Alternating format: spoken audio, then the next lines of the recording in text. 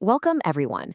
Today, we are diving into an explainer on two of the absolute most critical, yet somehow frequently misunderstood, concepts in all of VLSI and digital design.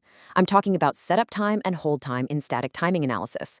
We're going to stop thinking of these as just arbitrary timing numbers on a spreadsheet. Instead, we're going to deeply understand exactly what's happening right down at the circuit level.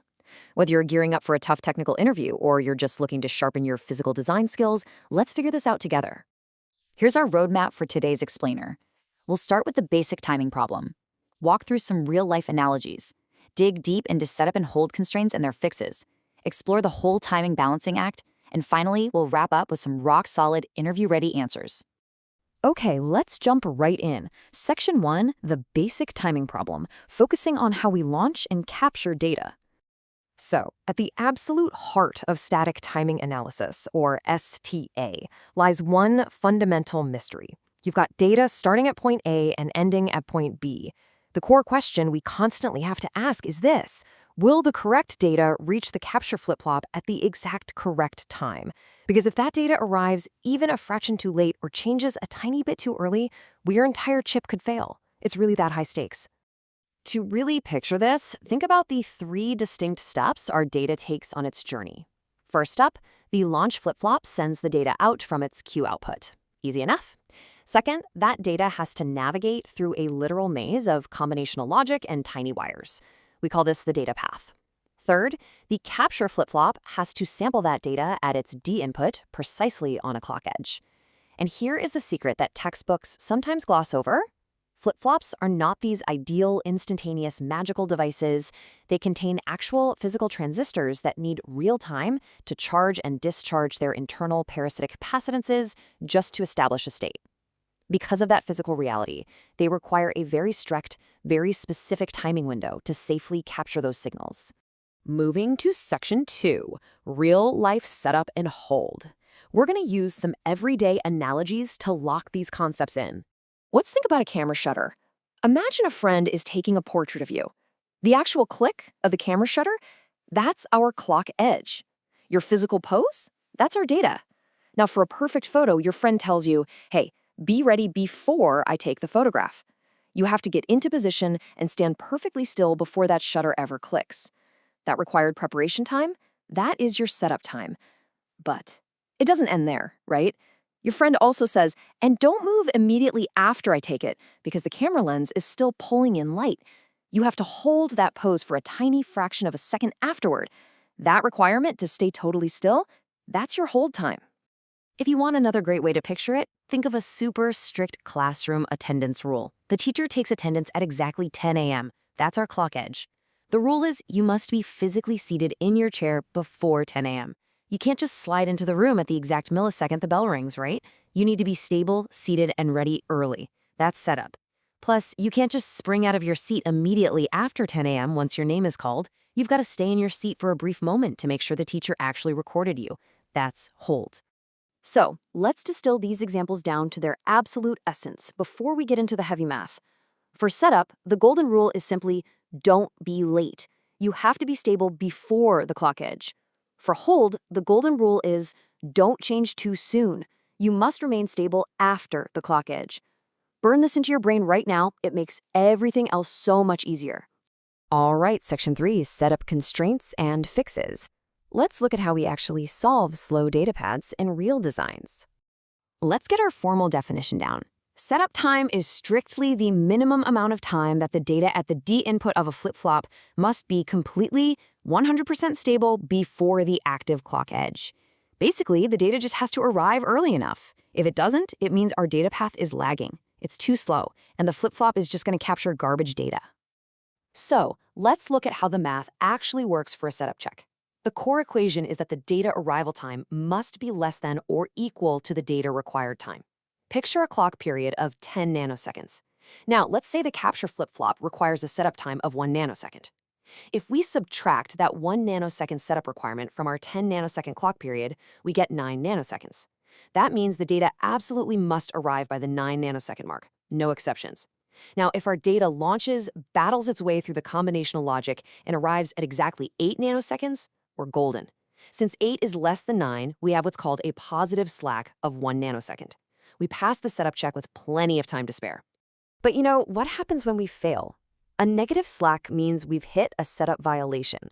The root cause here is always that the data path is just dragging. It's too slow. But why does this happen? Structurally speaking, you might literally have too much combinational logic crammed between the flip-flops, so the signal just has way too many physical logic gates to push through. Or the physical routing wires are just too long, creating a massive amount of resistance and capacitance that drags the signal down. Another huge culprit is high fan-out. Think of high fan-out like strapping weights to a runner. One single logic cell is trying to drive way too many receiving cells, and it just can't push the electrical current fast enough to all of them. And sometimes, it's honestly just bad placement on the silicon, making the travel distance way too far. Okay, so how do physical design engineers actually fix this? They deploy some brilliant optimization techniques to speed that data path up.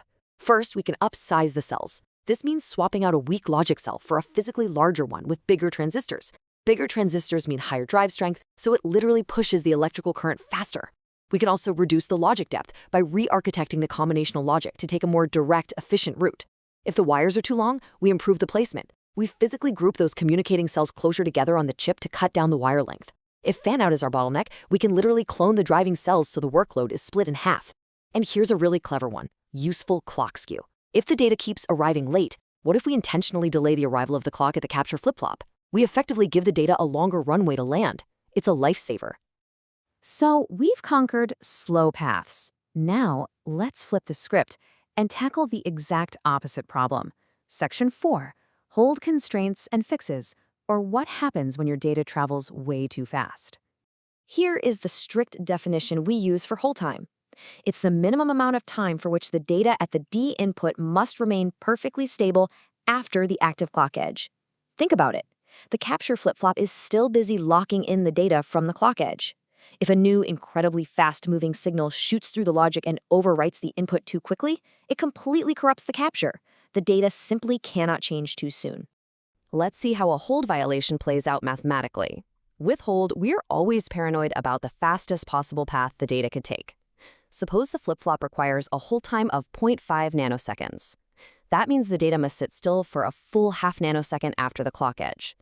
But what if our combinational logic is so incredibly fast that the new data races through in just 0.3 nanoseconds?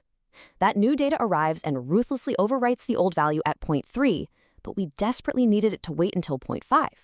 Because it changed 0.2 nanoseconds too early, we are hit with a negative slack of negative 0.2 nanoseconds. And boom, you've got a hold violation. When you put these two side by side, a really crucial symmetry emerges. Setup is checked before the edge. Hold is checked after. A setup problem means your path is way too slow, while a hold problem means your path is way too fast. So logically, to fix setup, we physically speed up the data path. To fix hold, we actually intentionally slow it down. But pay close attention to this massive distinction. Setup depends heavily on the clock period, because the data is launched on one clock edge and captured on the very next one. Hold, on the other hand, depends solely on the minimum path delay. It completely ignores the clock period. Why? Because for a hold check, the launch and the capture are evaluated on the exact same clock edge. The clock frequency literally doesn't matter for hold timing. Now, you might already be seeing the catch here. Fixing one of these problems could very easily cause the other. Let's move to Section 5, the Timing Balancing Act. Achieving timing closure in a real physical chip is a vicious tug of war. Let's say you have a setup violation. You go in, you deploy your techniques, you upsize the cells, you reduce the logic depth, you speed up that data path. Awesome, setup is fixed. But wait, by making that path blazing fast, you might have just made the data arrive too early, accidentally triggering a brand new hold violation. And the exact inverse is true. If you have a hold violation, the standard engineering fix is to insert delay buffers. By literally adding these extra buffer cells, you are intentionally adding physical gates that the signal must slog through. They act like speed bumps to slow the data down. This fixes the hold violation perfectly, but by slowing the data down, you are eating directly into your setup margin, and you might just ruin your setup timing. It is a constant, delicate balancing act. To truly master this balance, you have to factor in some incredibly advanced STA nuances. When we calculate setup, we always assume the absolute worst-case scenario for arriving late, which means using maximum delays. For hold, we use minimum delays, because our big fear is the data arriving way too fast. Furthermore, this whole thing is massively impacted by PVT corners. That's process, voltage, and temperature. Think about the physical world for a second. High heat increases electrical resistance, which makes transistors inherently slower, creating a massive risk for setup violations. Conversely, freezing cold temperatures make transistors run much faster, drastically increasing the risk of hold violations. And let's not forget our friend clock skew. A positive skew, where the clock arrives later at the capture flip-flop, gives data more time to arrive, helping setup. But that exact same delayed clock effectively shrinks the hold window, making your hold timing significantly worse. It's wild, right? We have covered an immense amount of ground today. Let's wrap up by transforming all this technical depth into perfect professional answers. Section 6, nailing the technical screen. If an interviewer looks across the table and asks you, "What is setup time?" please don't just mumble something vague about data being ready. You want to hit them with this rock-solid answer. Setup time is the minimum time before the active clock edge during which the data input of a sequential element must remain stable to reliably capture the intended data. But the real knockout punch? Adding this insight. In STA, setup analysis is essentially a maximum delay check because we are fundamentally checking whether data arrives late. Next, they are inevitably going to ask, okay, what is hold time? Look at it from the opposite angle and give them the exact definition. Hold time is the minimum time after the active clock edge during which the data input must remain stable to reliably retain the captured data. And then follow it up by locking in the core concept. In STA, hold analysis is essentially a minimum delay check because we are checking whether new data arrives too early. Deliver those answers and you are demonstrating a profound structural understanding of VLSI timing. And just like that, we've reached the end of our journey today. I want you to walk away with this powerful one-line memory formula, just completely burned into your mind. Setup means don't be late. It is a max delay check evaluated before the clock edge. Hold means don't change too soon. It is a min delay check evaluated after the clock edge. Truly understanding this isn't just a party trick for passing an interview. It is the absolute foundation of designing physical chips that actually work in the real world. So, as you reflect on all these principles, I leave you with one final question. Have you truly mastered the timing balance? Or will your next design be caught in that delicate tug of war between setup and hold? Keep exploring, keep learning, and I'll see you in the next explainer.